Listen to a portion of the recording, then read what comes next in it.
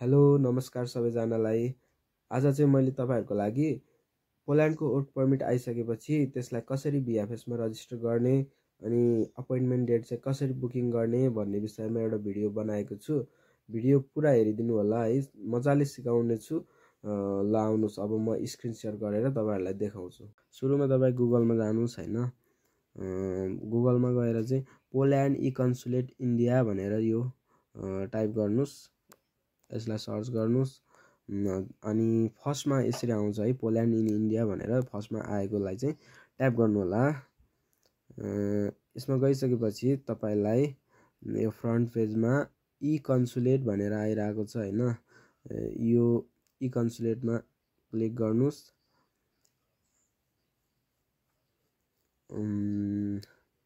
यसमा क्लिक गरेपछि तपाईँलाई यस्तो पेज आउँछ। यसमा चाहिँ लेफ्ट साइडमा यो सर्कल छ नि, यसमा थिचेर ल्याङ्ग्वेज चाहिँ इङ्ग्लिसमा बनाउनु होला। यो पोलिसमा छ, तपाईँलाई बुझ्न गाह्रो हुन्छ, इङ्ग्लिसमा बनाउनु होला। यसरी इङ्ग्लिसमा आइसकेपछि to make an appointment select the country and location where you would like to make an appointment भनेको छ। अब हाम्रो त नेपालबाट त मिल्दैन है, नेपालमा बिएफएस छैन, त्यही भएर हामीले चाहिँ इन्डियाबाट गर्नुपर्ने हुन्छ। अब हामीले ल यहीँ छ आई, यस आईमा थिच्ने बित्तिकै इन्डिया भनेर देखाएको छ है, इन्डियामा थिच्नुहोस्।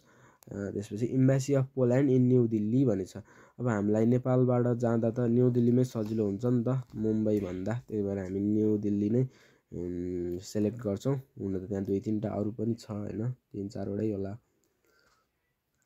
यो गरिसकेपछि स्क्रल गरेर तल जानु, तल होइन माथि चाहिँ जानु। माथि लेफ्टमा चाहिँ 3 डट छ होइन, 3 डटमा national visa register the form भनेर फर्स्टमा छ, यही नै क्लिक गर्नु। त्यसपछि तल स्क्रल गरेर चाहिँ क्याप्चा चाहिँ राख्नु होला। मैले आफ्नो स्क्रिनमा भएको राखेँ होइन क्याप्चा। त्यसपछि नेक्स्ट गर्नु होइन। यो 7@y। त्यसपछि तपाईँलाई टाइप अफ सर्भिस भन्छ, त्यसमा नेसनल भिजा वर्क भनेर राख्नु होला। हामी वर्क भिजाको लागि अप्लाई गर्दैछौँ। अनि न्यू दिल्ली नै लोकेसन चाहिँ न्यू दिल्ली नै राख्नु। त्यसपछि यसरी आयो important notice employment visa new procedure for registering visa application भनेर यो दिएको छ इन्फर्मेसन होइन। यो सबै पढ्नु होला, मैले पढिसकेँ, धेरै छ, तपाईँ पढ्नु होला बिस्तारै। Type of service national visa work भनेको छ, जुन अघि हामीले सेलेक्ट गरेको थियौँ त्यही नै हो। Next time of booking the appointment भनेर यो March 31 देखाएको छ। त्यसपछि hours which are subject to book an appointment भनेको छ, यो चाहिँ तपाईँको लकी ड्र हुने डे हो है। यो तपाईँले बिएफएस सबमिट गरिसकेपछि चाहिँ तपाईँको चाहिँ यो मितिमा लकी ड्र हुन्छ। अनि तपाईँलाई लकी ड्रमा सेलेक्ट भए पनि नभए पनि तपाईँलाई चाहिँ मेल आउँछ। त्यही भएर अब हामीले चाहिँ complete the preliminary application form भनेको छ, योतिर लागौँ है त। अब फर्स्ट टपमा जाने, त्यसपछि यहाँ पढ्नु होला field number 1 2 3 5 13 31 34 should be filled in using the Latin alphabet letters only भनेको छ। यो नम्बरहरू चाहिँ तपाईँले चाहिँ क्यापिटल लेटरमा मात्रै भर्नु पर्यो। सुरुमा फर्स्टमा सरनेम तपाईँको थर्ड चाहिँ राख्नु होला सबै क्यापिटलमा, BISURAL मैले मेरो राखेर देखाएको छु होइन, यसरी नै। अनि 2मा चाहिँ तपाईँको नाम राख्नु होला सबै क्यापिटल। इमेल एड्रेस चाहिँ तपाईँको तपाईँले चलाइरहने एक्टिभ इमेल एड्रेस राख्नु होला। त्यसमा चाहिँ तपाईँको बिएफएसबाट पछि सबै मेलहरू चाहिँ यही इमेलमा आउने भएकोले यो चाहिँ मिस्टेक नगर्नु होला।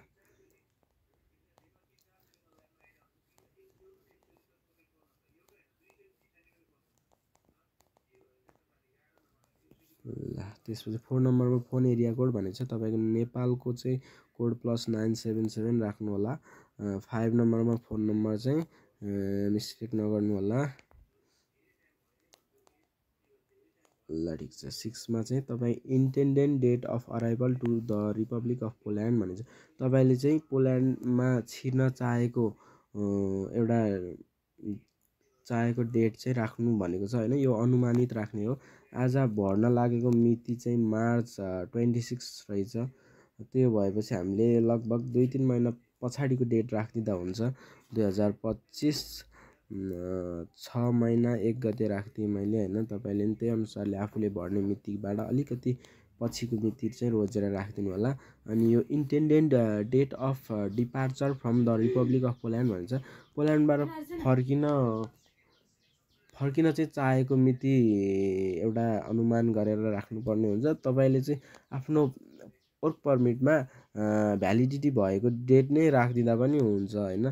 त्यो पर्मिट हेर्नुहोस् कहिलेसम्म भ्यालिड छ, त्यही नै डेट राखिदिनु होला यसमा। अनि 8 नम्बरमा चाहिँ ट्राभल डकुमेन्ट नम्बर भनेको छ, तपाईँको पासपोर्ट नम्बर राखिदिनु होला। त्यसपछि 9मा चाहिँ तपाईँले टाइप अफ ट्राभल डकुमेन्टमा अर्डिनरी पासपोर्ट सेलेक्ट गर्नु होला। हामीसँग हुने त्यही नै हो होइन। अदर ट्राभल डकुमेन्टमा पर्दैन। Passport number registered at the employment office भनेको छ, एमा पनि पासपोर्ट नम्बरै राख्नु होला। 75914 मैले राखेँ। इन्स्ट्रक्सन दिएको छ होइन यो तलको भर्नको लागि, यो सबै पढ्नुहोस्। यसमा अलिकति कन्फ्युजन हुनसक्छ तपाईँलाई होइन। Type of the document entitling you to work भनेको छ, यसमा चाहिँ यो यहाँ डट छ, यसमा क्लिक गर्नु होला। त्यसपछि हामीलाई यो अप्सनहरू दिन्छ। यसको सेकेन्डमा जुन छ त्यही नै क्लिक गर्नु। हामी वर्क भिजाको लागि अप्लाई गर्नेहरूको लागि चाहिँ सेकेन्डमा दिएको चाहिँ क्लिक गर्नु पऱ्यो है। मैले जसरी सेकेन्डको गरेँ नि त्यसरी नै सेकेन्डको नै राख्नु होला। त्यसपछि number of the document entitling you to work भनिन्छ, यसमा चाहिँ तपाईँको वर्क पर्मिट नम्बर राख्नुपर्ने हुन्छ।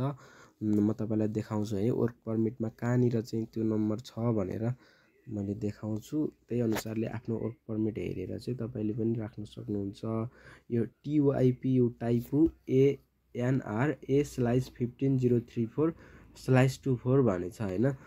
यो टाइपु ANR भन्दा पछिको सबैलाई चाहिँ कपी गरेर तपाईँले उता चाहिँ राख्न सक्नुहुन्छ है। यो हेर्नुहोस् यसरी NR भन्दा पछिको सबै लेटर कपी, देन यहाँ पेस्ट।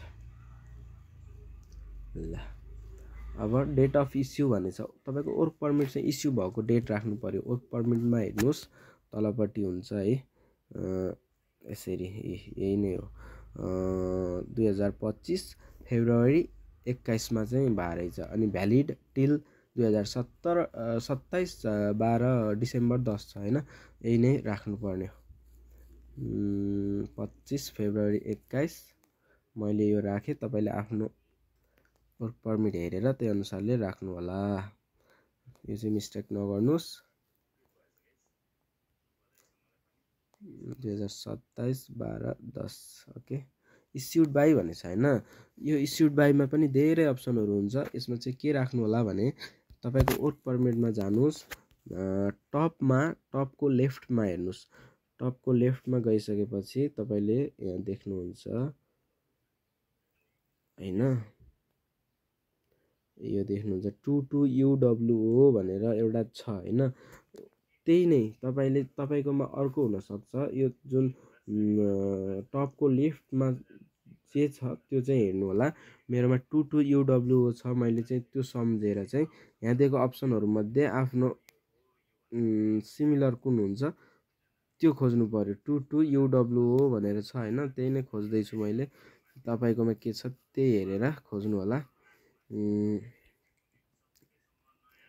इस्युड बाई 22UWO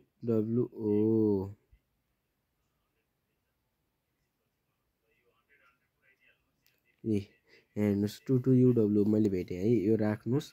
यो राखेपछि अल डन। त्यसपछि आई एग्री भनेर यसमा क्लिक गरिदिनुहोस्। त्यसपछि कन्टिन्यू गरिदिनुहोस्। मैले अलरेडी फिलअप गरिसकेको छु होइन। तपाईँले चाहिँ यसरी नै सबै भरेर कन्टिन्यू गरिदिनु होला। अल डन छ होइन। अब कन्टिन्यू गर्ने बित्तिकै चाहिँ तपाईँलाई एउटा मेल आउँछ। त्यो मेल चाहिँ कस्तो आउँछ भन्दा हेर्नुहोस् है त। ल यसरी पोलिसमा आउँछ होइन। त्यसलाई ट्रान्सलेट टु इङ्ग्लिस गरेर तपाईँले ट्रान्सलेट गरेर हेर्न सक्नुहुन्छ। Dear client, your preliminary visa application has been confirmed. The verification of the document authorising you to take up employment is in progress. After positive verification of the document, a link will be sent to allow you to complete the full visa application भनेको छ।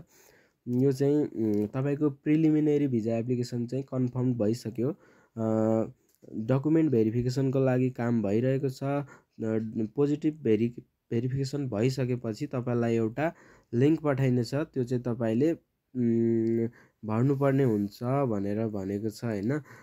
यो भनि यसरी एउटा मेल आएपछि चाहिँ तपाईलाई 2 देखि 3 दिनसम्म लाग्न सक्छ। पोजिटिभ भेरिफिकेसन भएर अर्को मेल आउन चाहिँ अलिकति टाइम लाग्न सक्छ, 2 देखि 3 दिन। त्यसपछि तपाईलाई 2 देखि 3 दिनमा अर्को नेक्स्ट मेल आउँछ हैन। कस्तो आउँछ भनेर म देखाउँछु।